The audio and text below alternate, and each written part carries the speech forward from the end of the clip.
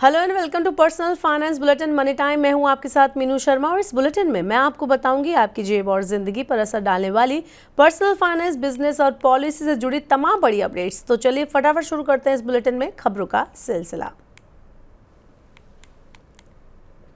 कर्ज में डूबी वोडाफोन आइडिया ने एक बार फिर एजीआर यानी एडजस्टेड ग्रॉस रेवेन्यू बकाया को लेकर सुप्रीम कोर्ट में राहत की गुहार लगाई है। कंपनी ने कोर्ट में एक ताज़ा याचिका दायर कर 30,000 करोड़ से ज़्यादा की माफ़ी मांगी है, जो जुर्माने और उस पर लगे ब्याज पर आधारित है। क्या है पूरा मामला, बताएंगे हमारे सहयोगी हमारे साथ जुड़ चुके हैं वरिष्ठ आर्थिक पत्रकार प्रवीण शर्मा जी। सर, क्या है पूरा मामला और इस खबर के आने के बाद कंपनी के शेयर में आए उछाल को आप कैसे देखते हैं? देखिए मीनू जी, टेलीकॉम सेक्टर के लिए वोडाफोन आइडिया का आज का जो सुप्रीम कोर्ट में जो पिटीशन दाखिल की गई है, जिसकी 19 तारीख को, इसी 19 मई को अर्जेंट सुनवाई की मांग वोडाफोन आइडिया ने की है, वो बेहद अहम है और टेलीकॉम सेक्टर पर बड़ा प्रभाव डालने वाली साबित हो सकती है। मसला इसलिए अहम है कि अभी कुछ वक्त पहले ही वोडाफोन आइडिया के 36,950 करोड़ रुपए के जो एजीआर का बकाया था, उसको सरकार ने इक्विटी में कन्वर्ट कर दिया था। अब वोडाफोन आइडिया में सरकार सबसे बड़ी इक्विटी होल्डर है या शेयर होल्डर है। 49% स्टेक सरकार के पास है। इसके बाद दूसरी बार अब वोडाफोन आइडिया ने सुप्रीम कोर्ट में गुहार लगाई है और कहा है कि 30,000 करोड़ रुपए का जो उसका एजीआर का पेनल्टी और इंटरेस्ट का पोर्शन है, उसको माफ़ किया जाए। और उसमें सबसे बड़ी बाधा जो वोडाफोन आइडिया के हिसाब से वो खुद सुप्रीम कोर्ट का फैसला है, जिसके तहत सरकार इस बड़े मसले पर उसको राहत नहीं दे पा रही है। ये अगर 30,000 करोड़ रुपए की राहत वोडाफोन आइडिया को मिलती है तो कंपनी के लिए एक बड़ी राहत होगी, खासतौर पर ऐसे वक्त पर जबकि कंपनी 2 लाख करोड़ रुपए के आसपास के कर्ज से जूझ रही है। कंपनी को, वोडाफोन आइडिया को हर महीने अपने जो एक्टिव यूजर बेस है उसमें कमी का सामना करना पड़ता है। आज ही वोडाफोन आइडिया ने दिल्ली में अपनी 5G सर्विसेज को लॉन्च किया है। पूरे देश में 5G को रोल आउट करने की कंपनी जिस तरह से प्लानिंग कर रही है और जिस तरह से सर्वाइव करने की एक कोशिश में वोडाफोन आइडिया लगी हुई है, उसमें अगर 30,000 करोड़ रुपए की ये राहत मिलती है तो ये वाकई बड़ी बात होगी। और इसी वजह से आज कंपनी के जो वोडाफोन आइडिया के शेयर हैं उनमें अच्छी खासी तेजी दिखाई दी। इससे जुड़ा लेकिन एक दूसरा मसला भी है। क्या एयरटेल या जियो, इन पर जो बकाया है उनको भी आगे चलकर माफ़ करने की बात सामने आ सकती है।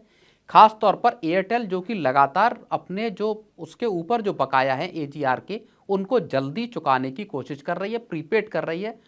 लेकिन जब पिछले दिनों 36,950 करोड़ रुपए की इक्विटी कन्वर्जन किया सरकार ने वोडाफोन आइडिया के लिए, उसके बाद से एयरटेल 40,000 करोड़ रुपए के अपने एजीआर बकाया को इक्विटी में कन्वर्ट करने के लिए सरकार के सामने मांग रख चुकी है। अभी ही वोडाफोन एयरटेल के एमडी सीईओ ने कहा है कि वो इस बात की पड़ताल कर रहे हैं कि कंपनी के लिए इस तरह का फैसला जो इक्विटी में कन्वर्जन का है वो किस तरह का रहेगा, क्या किया जाना चाहिए या नहीं। और इसको लेके अब सरकार के ऊपर क्या दूसरी टेलीकॉम कंपनियां भी प्रेशर बना सकती हैं कि आखिर उनके ऊपर जो एजीआर के बकाए हैं या जो उसके इंटरेस्ट पोर्शन है या पेनल्टी है, उसको क्या वापस लिया जाना चाहिए। क्या सरकार के खजाने पर यह आने वाले वक्त में एक बोझ हो सकता है, क्योंकि वोडाफोन आइडिया में अब सरकार एक बड़ी स्टेक होल्डर बनती हुई दिखाई दे रही है।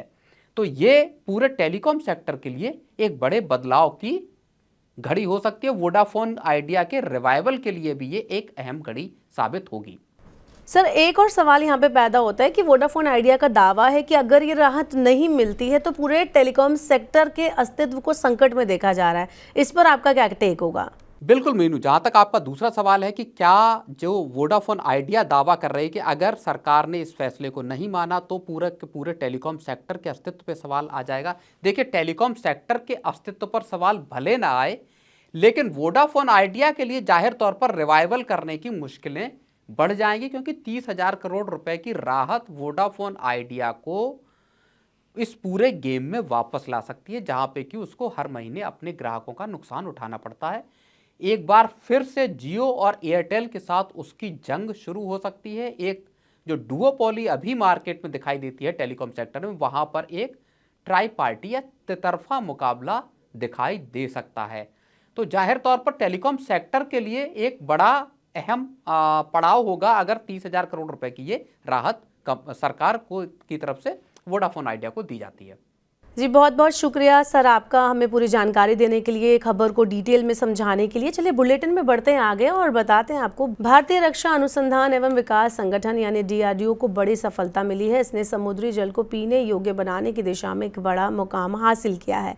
DRDO की कानपुर स्थित प्रयोगशाला defence material stores and research and development establishment ने एक स्वदेशी नैनोपोरस मल्टीलेयर्ड पॉलीमीरिक मेम्ब्रेन विकसित किया है जो उच्च दबाव पर समुद्री जल को डिसैलिनेट यानी कि खारेपन को उसको दूर करने में सक्षम है।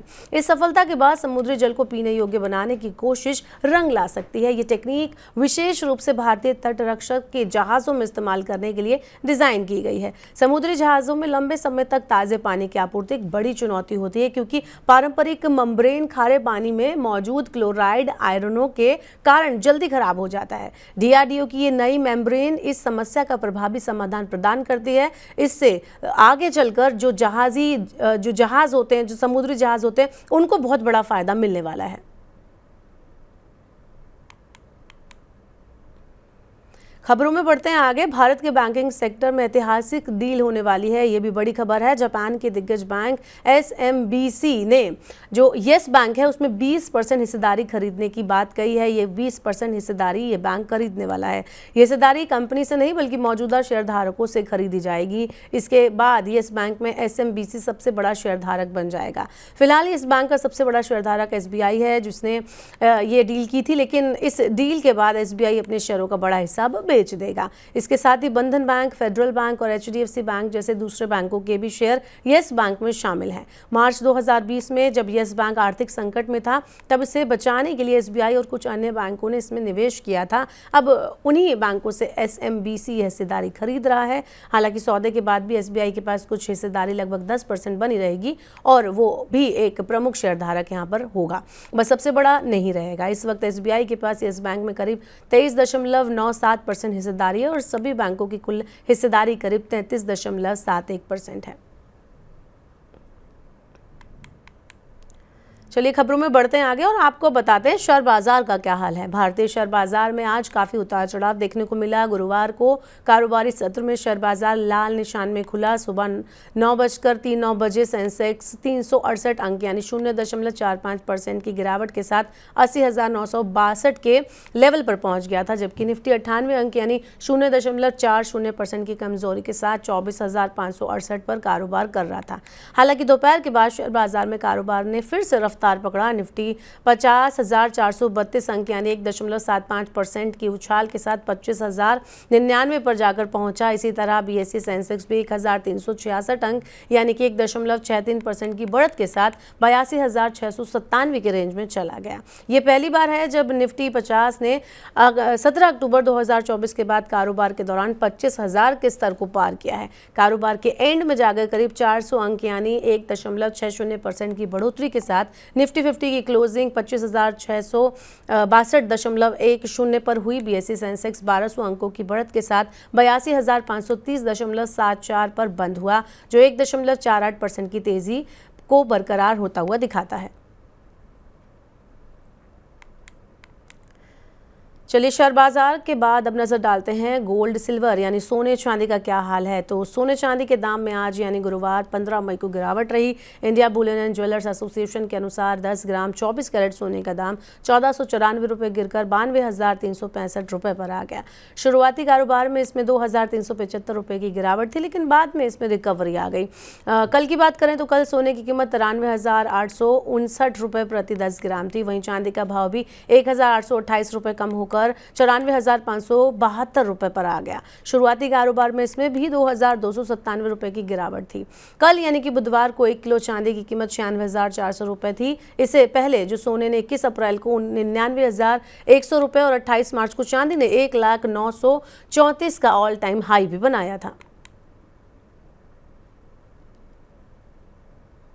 बढ़ते हैं आगे, बताते हैं ऑटो सेक्टर में क्या कुछ चल रहा है। तो किया ने हाल ही में अपनी आने वाली एमपीवी कैरेंस क्लैरविस को पेश किया है। पहले तो लग रहा था कि ये कैरेंस का फेसलिफ्ट वर्जन होगा, लेकिन अब साफ हो गया है कि किया पुरानी कैरेंस और नई कैरेंस क्लैविस को एक साथ बेचने वाली है। इसके साथ साथ किया ने रेगुलर कैरेंस के वेरिएंट और कुछ इंजन ऑप्शन में भी बदलाव किए हैं। कैरेंस क्लैविस की लॉन्चिंग 23 मई 2025 को होने वाली है। अगर हम डिज़ाइन की बात करें तो कैरेंस क्लैविस का लुक बिल्कुल नया होने वाला है, जिसमें किया की दूसरी प्रीमियम कार जैसे EV6 से इंस्पिरेशन लिया गया है। फ्रंट में नए LED हेडलाइट्स हैं जो EV जैसे फील देते हैं, लेकिन लुक बहुत शार्प और मॉडर्न होने वाला है। नए अलॉय व्हील दिए गए हैं और पीछे की तरफ बम्पर और टेल लाइट यूनिट को भी बदला गया है। इसकी कीमत की अगर हम बात करें तो ऑटो कार के मुताबिक ये 10.55 लाख रुपए से 20.19 लाख रुपए के बीच हो सकती है। बढ़ते हैं आगे और बताते हैं कि 35 किलोमीटर माइलेज और स्टाइलिश लुक में लॉन्च हो गई है Maruti Suzuki Alto 800 car. Indian auto sector market में सबसे ज़्यादा मांग वाली ऑल्टो 800 कार का प्रोडक्शन दिन ब दिन बड़ी ही तेज़ी से बढ़ता जा रहा है। साथ ही ये कार को मार्केट में सबसे ज़्यादा पसंद करने वाली कार बताया जा रहा है। अब कंपनी ऑल्टो 800 को अपडेटेड वर्जन में लॉन्च करने वाली है। मारुति ऑल्टो 800 कार में मिलने वाले अगर हम फीचर्स की बात करें तो आपको कार में स्मार्ट प्ले इंफोटेनमेंट सिस्टम भी मिलने वाला है, जो कि एप्पल कारप्ले को सपोर्ट करेगा। साथ ही एंड्रॉयड ऑटो कनेक्टिविटी इस कार में देखने को मिलेगी। कार में power Windows, LED, DRL, wheel cap, dual airbags और ABS के साथ EBD और रिवर्स पार्किंग जैसे बड़े फीचर्स आपको देखने को मिलेंगे। मारुति ऑल्टो 800 कार की अगर हम कीमत की बात करें तो आपको इस रेंज में मार्केट में लगभग 4.5 लाख रुपए इसकी कीमत बताने की बात कही गई है।